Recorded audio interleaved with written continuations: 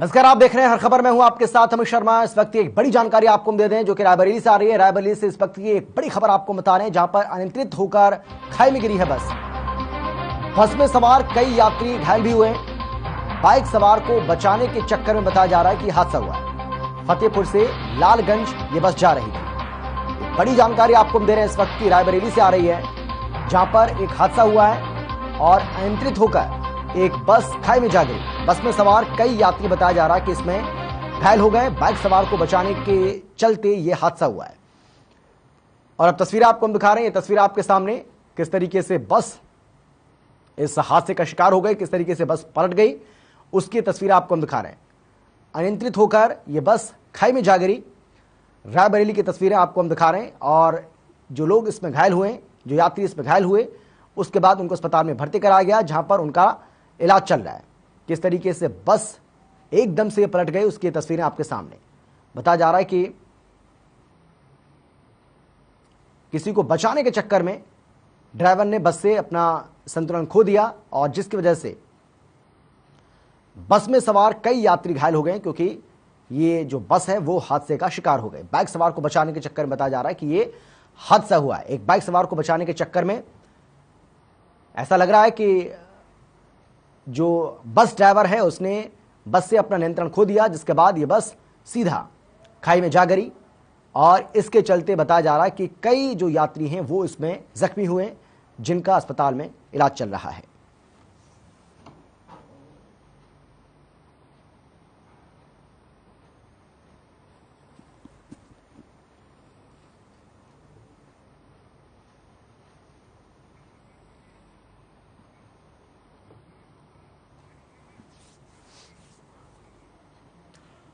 और चलिए एक और बड़ी जानकारी आपको हम दे दें जो कि रायबरेली से आ रही है। रायबरेली से एक और बड़ी जानकारी आपको हम दे रहे हैं जहां पेड़ से टकराई है तेज रफ्तार कार।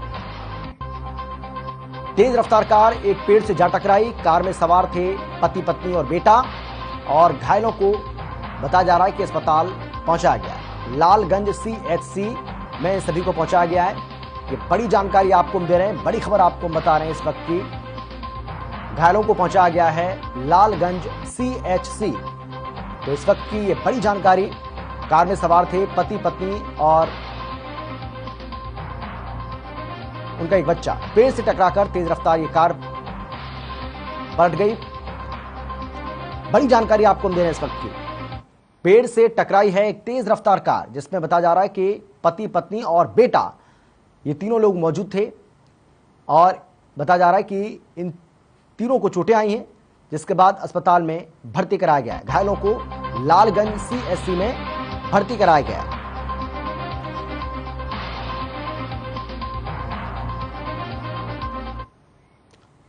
खबर है नोएडा से जहां 18 दिनों में तीसरी बार यूपी के डिप्टी सीएम ब्रजेश पाठक दौरे पर हैं। डिप्टी सीएम ब्रजेश पाठक ने यहां जिला अस्पताल का जायजा लिया। नोएडा जिला अस्पताल में डिप्टी सीएम ब्रजेश पाठक ने विशेष संचारी रोग नियंत्रण और दस्तक अभियान की शुरुआत भी की है। इस अभियान को यूपी के सीएम के निर्देशों पर चलाया जा रहा है। योगी आदित्यनाथ के इस खास अभियान को नोएडा में हरी झंडी दिखाने के लिए ब्रजेश पाठक जिले में पहुंचे हैं।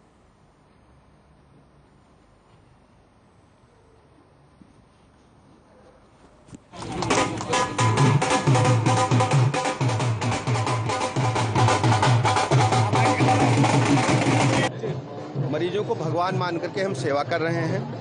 अस्पताल परिसर में कोई दुखी नहीं मिलेगा, सबको दवाइयाँ मिले, उनको बेहतर इलाज मिले, डॉक्टरों का पैरामेडिकल स्टाफ का व्यवहार बहुत अच्छा हो। हमारी सरकार, हमारे अधिकारी, हमारे पैरामेडिकल स्टाफ के लोग, हमारे चिकित्सक बहुत मेहनत से काम कर रहे हैं और हम लगातार इस प्रयास में हैं कि यूपी में आग की घटनाओं से जल्द निपटने के लिए मुख्यमंत्री योगी आदित्यनाथ ने बड़ी पहल की है। अग्नि से सुरक्षा अमूल्य जीवन रक्षा के लिए लखनऊ में भव्य कार्यक्रम का आयोजन किया गया जिसमें तमाम हाईटेक उपकरणों का सीएम योगी ने अवलोकन किया। साथ ही सीएम योगी ने 25 जिलों में 25 अग्निशमन केंद्रों का भी लोकार्पण किया। इस मौके पर फायर विभाग के डीजी अविनाश चंद्र के साथ तमाम बड़े अधिकारी मौजूद रहे। मुख्यमंत्री जी स्वयं जो उपकरण बनाने वाली कंपनियां हैं जी के शुभ कदमों से झंडी दिखाकर फ्लैग ऑफ किया जाएगा, रवाना किया जाएगा।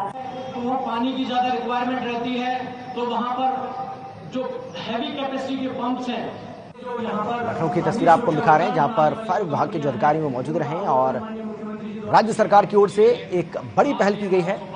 अग्नि से सुरक्षा अमूल्य जीवन रक्षा कार्यक्रम का शुभारंभ किया गया है और इस कार्यक्रम में मुख्यमंत्री योगी आदित्यनाथ भी पहुंचे, जिनकी तस्वीरें भी इससे पहले आपको दिखा रहे हैं। रिक्वायरमेंट रहती है तो वहां पर जो हैवी कैपेसिटी के पंप्स हैं, जो यहाँ पर अग्नि सुरक्षा उपकरण बनाने वाली जो कंपनियां हैं, उनका अवलोकन माननीय मुख्यमंत्री जी द्वारा होती रहे। आज ये हमारा सौभाग्य है। आज फायर सर्विस विभाग के लिए ऐतिहासिक दिन है, रेड लेटर डे है कि आज माननीय मुख्यमंत्री जी के कर कमलों से 25 फायर स्टेशन जो 18 जनपदों में हमारे हैं उनका लोकार्पण किया गया। 25 फायर टेंडर्स का फ्लैग ऑफ किया गया और आगे आने वाले समय में इससे जनता को निश्चित तौर पर राहत मिलेगी। जब भी उनकी आग लगती है तो हम लोग जो है बेटर तरीके से रिस्पॉन्ड कर पाएंगे। अग्नि सचेतक हम लोगों ने बनाए हैं। प्रदेश में 819 ब्लॉक हैं और हर ब्लॉक पे 100 के हिसाब से अग्नि सचेतक बनाए गए। पूरे प्रदेश में 91,000 अग्नि सचेतक बनाए हैं और इनका मुख्य काम। बदायूं में पहली ही बारिश में प्रशासन के दावों की पोल खुल गई। बदायूं के खंड म्याऊ विकास खंड के गांव चितौरा धनौरा में गंदगी और जलभराव की वजह से ग्रामीणों का घर से निकलना दुश्वार हो गया। ग्रामीणों ने जलभराव और गंदगी को लेकर ग्राम प्रधान और सचिव से भी शिकायत की है, लेकिन कोई सुनवाई नहीं हुई। वहीं ग्रामीणों ने धरना प्रदर्शन करते हुए जलभराव और गंदगी की समस्या से निजात दिलाने की मांग की है।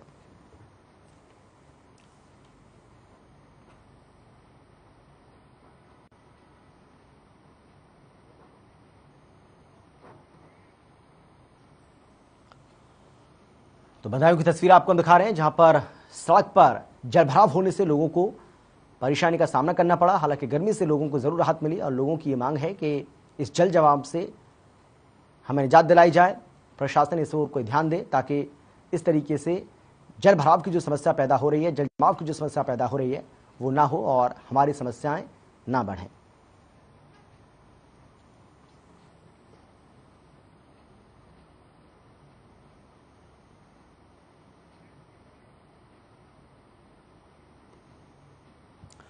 मथुरा के थाना नौजील में तैनात एक सिपाही पर दूसरे साथी सिपाही की हत्या करने का आरोप लगाया। इस घटना के बाद से परिजनों में नौजील पुलिस पर हत्या को आत्महत्या का रूप दिए जाने का आरोप लगाया। आपको बता दें कि मृतक का नाम आशीष है, जो मूल रूप से मेरठ का रहने वाला था। ट्रेनिंग के बाद आशीष साल 2021 से थाना नौजील में तैनात है।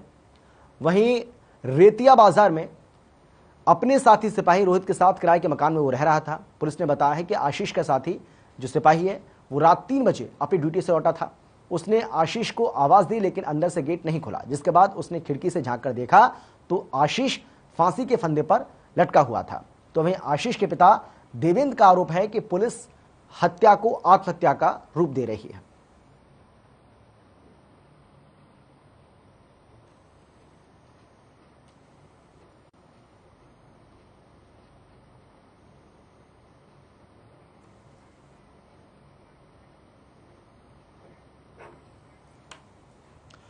खबर है रायबरेली से, जहां बीते दिनों सीएससी के भ्रष्ट डॉक्टर्स के खिलाफ सरकारी दवाओं को जलाए जाने और बाहर मौजूद मेडिकल स्टोर से दवाई लिखे जाने की शिकायत करना पत्रकारों को महंगा पड़ गया। कवरेज करने पहुंचे पत्रकारों को डॉक्टर और उनके गुर्गों ने दौड़ा दौड़ा कर पीटा, बंधक भी बना लिया, जिसके अंतर्गत पत्रकारों ने सलोन थाने में तहरीर दी। आरोपी डॉक्टर्स ने भी पत्रकारों के ऊपर क्रॉस केस कर दिया और कई झूठी धाराओं में फंसाने की धमकी दी। इसको लेकर पीड़ित पत्रकार और साथियों ने जिलाधिकारी से लोकतंत्र के चौथे स्तंभ को बचाने की गुहार लगाई।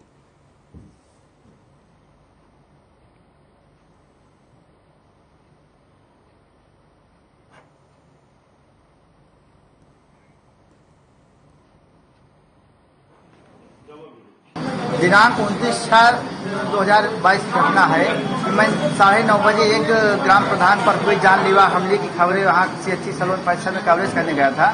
साथ में हमारे 2 और पत्रकार बंधु थे।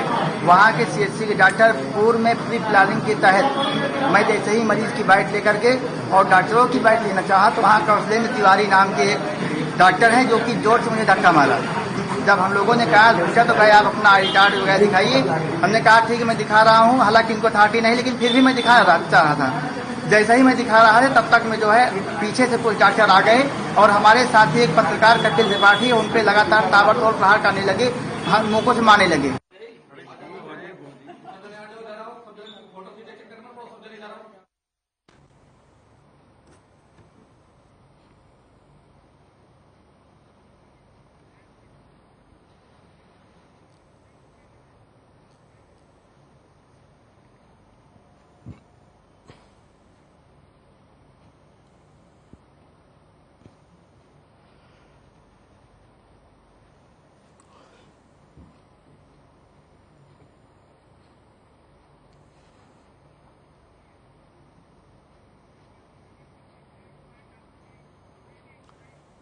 और एक बड़ी जानकारी आपको दे दें जो कि बदायूं से आ रही है। बदायूं से इस वक्त की ये बड़ी खबर आपको बता रहे हैं। एसडीएम ज्योति शर्मा की अचानक से तबीयत बिगड़ गई है। जन सुनवाई के दौरान उनकी अचानक से तबीयत बिगड़ गई। बिसौली सामुदायिक स्वास्थ्य केंद्र में उनको भर्ती कराया गया। ये बड़ी जानकारी आपको दे रहे हैं। एसडीएम ज्योति शर्मा की बताया जा रहा है कि अचानक से तबीयत खराब हो गई। एसडीएम ज्योति शर्मा को लेकर इस वक्त की ये बड़ी जानकारी आपको दे रहे हैं। बताया जा रहा है कि उनकी अचानक से तबीयत खराब हो गई। बिसौली सामुदायिक स्वास्थ्य केंद्र में अब उनको भर्ती कराया गया है, जहां पर उनका इलाज चल रहा है। ये बड़ी जानकारी आपको दे रहा है। जन सुनवाई के दौरान उनकी तबीयत अचानक से खराब हो गई। एसडीएम ज्योति शर्मा की अचानक से तबीयत खराब होने की खबर सामने आ रही है। जन सुनवाई के दौरान बताया जा रहा है कि उनकी तबीयत बिगड़ गई। बिसौली सामुदायिक स्वास्थ्य केंद्र में भर्ती कराया गया है। और ये अस्पताल की तस्वीर आपको दिखा रहे हैं जहां पर उनको भर्ती कराया गया, उसकी तस्वीरें आप यहां पर देख पा रहे हैं। एसडीएम ज्योति शर्मा की अचानक से तबीयत खराब हो गई। बताया जा रहा है कि वो जन सुनवाई कर रही थी और इसी दौरान अचानक से उनकी तबीयत खराब हो गई, जिसके बाद उनको अस्पताल में भर्ती कराया गया जहां पर उनका इलाज चल रहा है।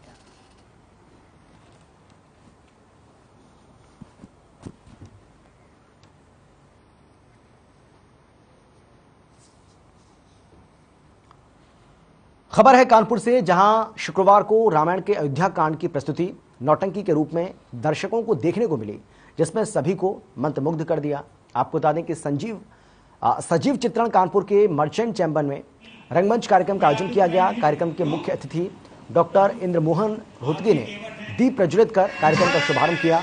आचार्य तुलसी कृत महाकाव्य रामचरितमानस के अयोध्या कांड की लोक कला संगीत शैली नौटंकी पर आधारित प्रस्तुत हुई।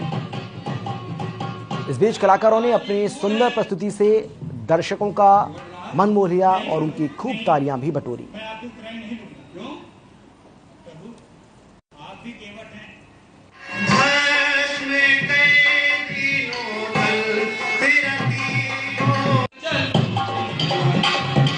संगीत नाटक अकादमी से 2010 में सम्मान मिल चुका है और मैं इस लोक कला को जो मरती हुई जा रही है इसको जिंदा करने का मेरा प्रयास है, जिससे आप लोगों से मेरी हाथ जोड़ मीडिया से, पूरी मीडिया से मेरी प्रार्थना है कि जब तक आप लोग इसमें आपका सहयोग नहीं रहेगा कोई भी कला बगैर आप लोगों के नहीं उठ सकती है। तो मेरी भी एक हाथ जोड़ के प्रार्थना है सबों से कि कम से कम इस कला को भी थोड़ा सा बढ़ाने की कृपा करें, जिससे ये लोक कला अपने उत्तर प्रदेश की कानपुर की नौटंकी है तो नौटंकी को कम से कम जीवित। इको ग्रीन के कर्मचारियों ने घर घर कूड़ा उठाने के साथ साथ डंपिंग पॉइंट से भी कचरा उठाने का काम किया है, लेकिन निगम के सफाई कर्मचारी अभी अपनी मांगों को लेकर हड़ताल पर हैं और कर्मचारियों की हड़ताल के चलते जिले में सफाई व्यवस्था चरमराई हुई है। आपको बता दें कि नगर निगम जोन 6 में कर्मचारियों की हड़ताल के चलते सफाई नहीं हो पा रही है। दरअसल 4 महीने से तनख्वाह नहीं मिलने से इको ग्रीन के कर्मचारी नाराज हैं, जिसके चलते सैकड़ों कर्मचारियों ने रिंग रोड स्थित प्लांट का घेराव किया और कूड़े की गाड़ियों को निकलने से रोका। कर्मचारियों का कहना है कि महीने से तनख्वाह नहीं मिलने से घर में खाने के लाले पड़े और इको ग्रीन के अधिकारी भी हमारी समस्या को नहीं सुनते हैं। स्ट्राइक इसलिए किया गया, 4 महीना हो गया मतलब कर सैलरी नहीं मिल जा रहा है, तारीख पे तारीख दिया जा रहा है, इसी बात का हुआ है स्ट्राइक किया गया है। तो तनख्वाह कितने दिनों से नहीं मिली तुम्हें? 4 महीना हो गया। अधिकारियों को बताया? अधिकारियों को बताया जा रहा है, वो डेट दिया जा रहा है, बस आगे तक नहीं पहुंच रहा है। तो इस दौरान तुम लोग घर की जो दिनचर्या है, जो राशन पानी घर का खर्च होता है खाने का, वो कैसे चल रहा है? समझ लो कर्जा कर करके खा रहे थे, अब तो भैया कर्जा भी कोई नहीं दे रहा है, इतना परेशानी हो गया है। तो क्या दिक्कतें हैं आपकी? आप भी स्ट्राइक में शामिल हैं? अब सर तनख्वाह मिल नहीं रही है, तो तनख्वाह की वजह से तो दिक्कत तो है ही है। 3-3, 4-4 महीना, 3 महीना पूरे हो गए, चौथा चल रहा है। आप लोगों ने अधिकारियों ने शिकायत करी?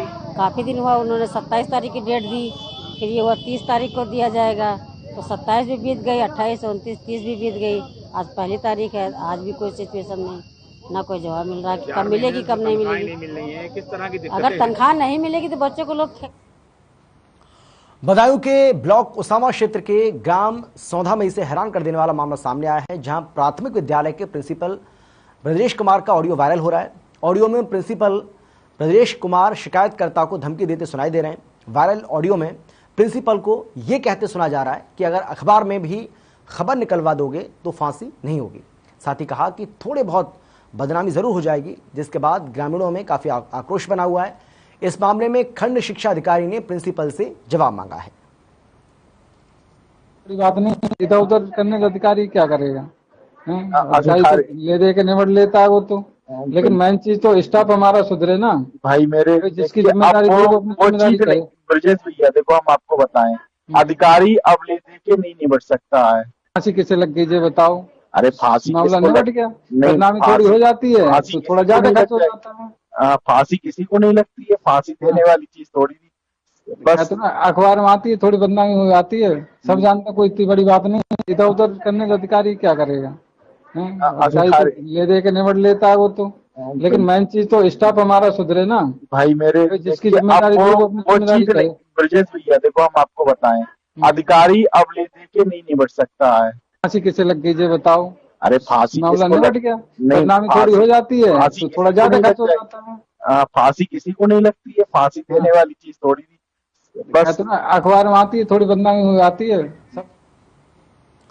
कुशीनगर के कसया थाना क्षेत्र में बुद्ध नगरी विष्णुपुरा के पास एक जर्जर मकान ध्वस्त हो गया। सूचना के बाद मौके पर पहुंची पुलिस ने जेसीबी की मदद से मलबे को हटवाया। इसमें 2 लोग गंभीर रूप से घायल हो गए और दोनों घायलों को बाहर निकालकर जिला अस्पताल भेजा गया, लेकिन अस्पताल जाते एक व्यक्ति की आपको बता दें कि रास्ते में ही मौत हो गई।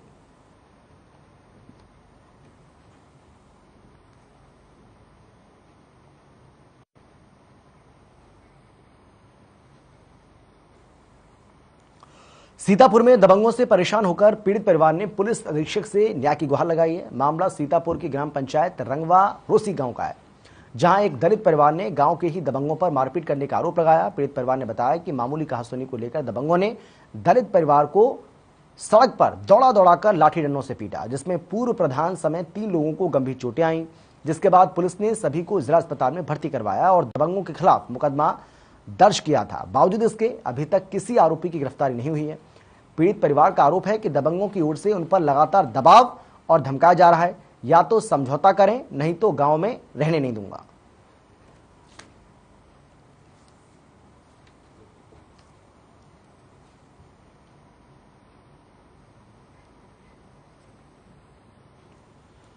राजधानी लखनऊ में बिजली विभाग की बड़ी लापरवाही सामने आई है। बिजली विभाग की लापरवाही के चलते एक भैंस की करंट लगने से मौत हो गई। बताया जा रहा है कि बिजली के खंभे से करंट उतरा और तारों में फैल गया। वहीं भैंस तारों की चपेट में आई और तड़प तड़प कर मर गई।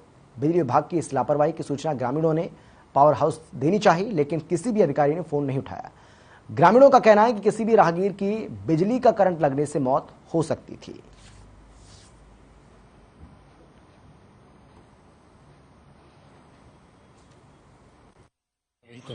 लाइट से हमारी भैंस मर गई।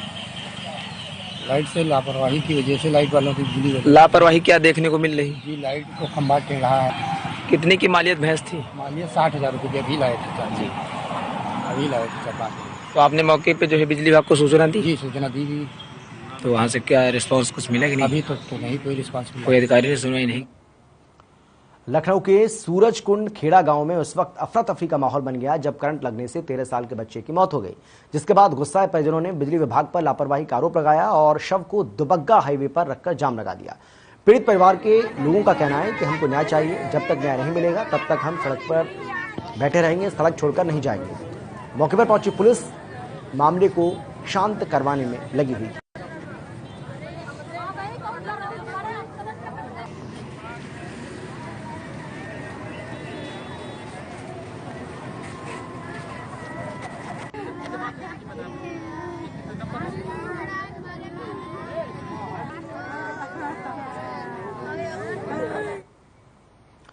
ग्रेटर नोएडा की बिसरख पुलिस को बड़ी सफलता हाथ लगी है। पुलिस ने क्रेडिट कार्ड के माध्यम से ऑनलाइन ठगी करने वाले गिरोह का पर्दाफाश किया है।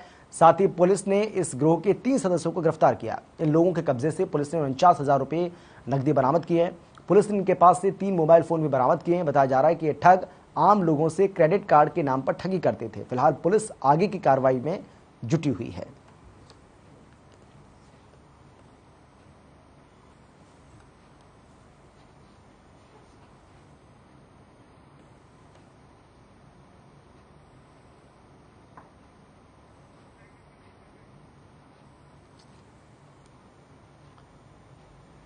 तो क्रेडिट कार्ड के जरिए ठगी करने वाले गिरोह का पर्दाफाश किया है ग्रेटर नोएडा पुलिस ने, जिसकी तस्वीरें आपको हम दिखा रहे हैं। पुलिस को यह बड़ी सफलता हाथ लगी है। पुलिस ने इस गिरोह के 3 लोगों को पकड़ा है। बताया जा रहा है कि ये ऑनलाइन ठगी की वारदात को अंजाम दिया करते थे और पुलिस ने अब इनको गिरफ्तार कर न केवल बड़ी सफलता हासिल की है बल्कि एक बड़े नेटवर्क का पर्दाफाश करने का दावा भी किया है। बताया जा रहा है कि क्रेडिट कार्ड के जरिए ये लोग ठगी किया करते थे।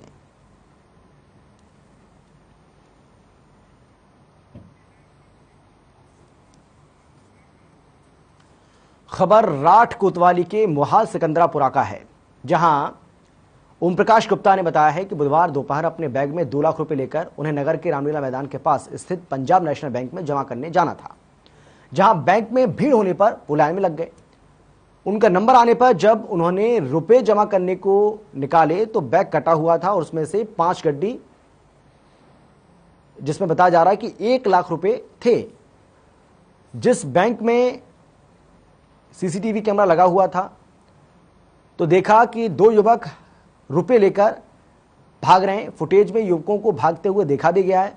बैंक मैनेजर सुनील कुमार ने बताया है कि बैंक में सुरक्षा व्यवस्था के नाम पर कोई सिक्योरिटी गार्ड तैनात नहीं है। इतनी बड़ी बैंक में सिक्योरिटी न होना बैंक प्रबंधन पर बड़ा सवाल पैदा करता है।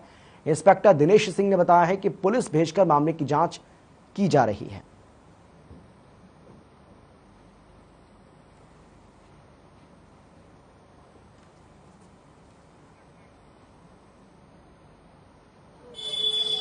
तकरीबन 2 बजे के आसपास का किस्सा है।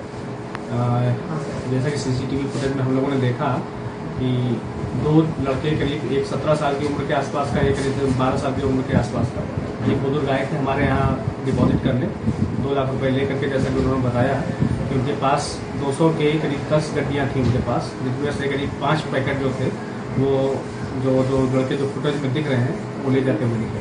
आज काम से वजह से गए, मेरे को बगल से ख्याल ले लिए थे, कोई वहाँ से गार्ड नहीं था और ना कोई देख रेख करने वाला वहाँ। अच्छा, 1 लाख चले गए, 1 लाख रुपया 3 बचे। तो आप काउंटर पर मेरे को पास ही गए थे, अपने बाबू कहा जमा कर लो, बोले रुक जाओ 2 मिनट के लिए। 2 मिनट रुके रहे, इसके बाद वो बोले जाओ क्यों। हमने देखा तो एक गड्डी रहा दूसरे की, एक गड्डी गायब रहा, 5 गड्डी की 2 सही। क्या बैंक के अंदर से आपका थैला कट गया? हाँ, बैंक के अंदर काउंटर के बिल्कुल जैसे सौदे खड़े सामने। लखनऊ में एक बार फिर से हल्की बूंदाबांदी मात्र से ही नगर निगम की पोल खुल गई। वार्ड 88 के कसाईबाड़ा में हल्की सी बारिश के बाद जल भराव होने से प्रशासन सवालों के घेर में आ गया। थोड़ी सी बारिश होने से यहां गंदगी का अंबार लग गया। स्थानीय लोगों को आने जाने और घर से निकलने में दिक्कत झेलनी पड़ रही है।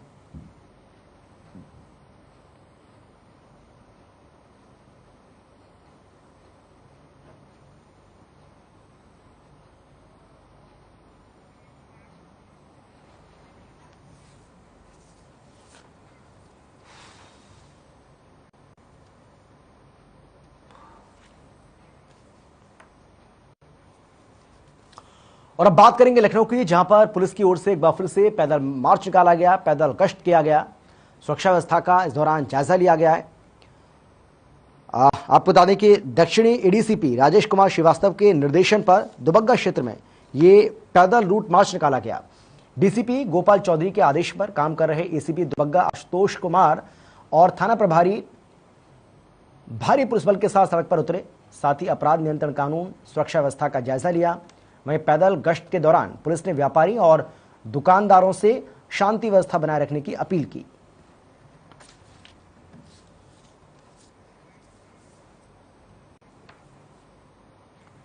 और फिलहाल इतना ही, छोटे से ब्रेक के बाद फौरन लौट रहे हैं। आप देखते रहिए हर खबर।